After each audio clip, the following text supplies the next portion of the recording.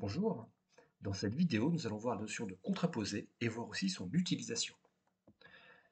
Alors d'abord la notion de contraposé. On va considérer ici deux propriétés, une propriété A et une propriété B. Une implication, c'est simplement le fait que si la propriété A est vraie, alors forcément la propriété B va aussi, elle, être vraie.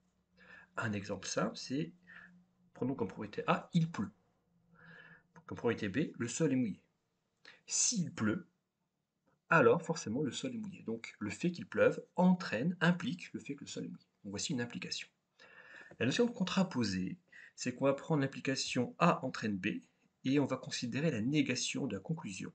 Elle va forcément entraîner la négation de l'hypothèse. En effet, si non B entraînait A, alors comme A entraîne B, c'est-à-dire que non B entraîne B, on a abouti à une contradiction.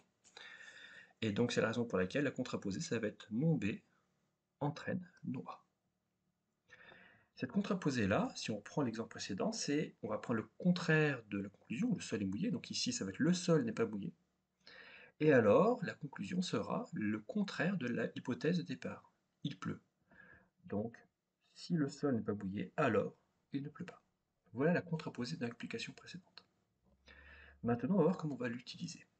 L'utilisation repose sur ce théorème qui dit que A implique B revient à démontrer que non B implique non A. Et donc c'est bien une équivalence dans le fait que si on montre la contraposée, alors on peut en déduire l'implication, et inversement, si on montre l'implication, alors on peut en déduire la contraposée. Et là, on va voir justement comment on va utiliser cette contraposée sur l'exemple suivant. On veut démontrer que si le cube de x vaut 7, alors forcément x est plus petit que 2. Ici, l'information de départ porte sur le cube de x, et le résultat sur x. Il est compliqué de partir du cube de x parce que donc, pour quelque part extraire x du cube de x, il faudrait utiliser la racine cubique, donc quelque chose de compliqué. Le plus simple, c'est toujours partir de x pour arriver à x au cube. Donc le plus simple serait quelque part de partir de la conclusion. Et donc c'est la raison pour laquelle ici l'utilisation de la contraposée va être utile. Donc nous allons justement démontrer cette propriété-là en utilisant la contraposée. Donc la première étape, quand on veut utiliser la contraposée, c'est d'abord écrire la contraposée.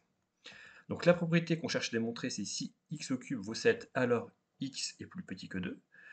Donc pour écrire la contraposée, on prend la conclusion, x plus petit que 2, on écrit sa négation, le contraire de x plus petit que 2, c'est x supérieur ou égal à 2.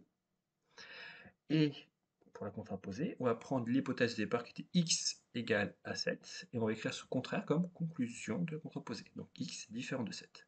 Donc la contraposée de ce qu'on cherche à démontrer, c'est si x est plus grand que 2 ou égal à 2, alors x au cube est différent de 7.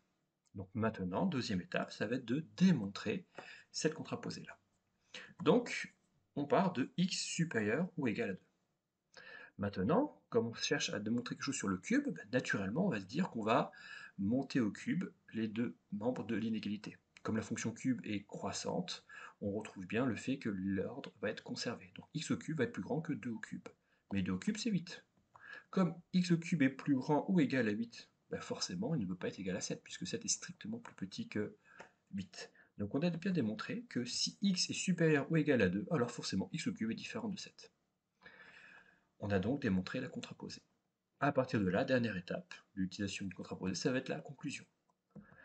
Comme on sait que si x plus grand ou égal à 2 implique le fait que x au cube est différent de 2, si on utilise la contraposée de cette affirmation-là, on retrouve bien que si donc, le contraire de x au cube différent de 7 devient, donc la conclusion devient l'hypothèse, la négation de conclusion devient l'hypothèse, pardon.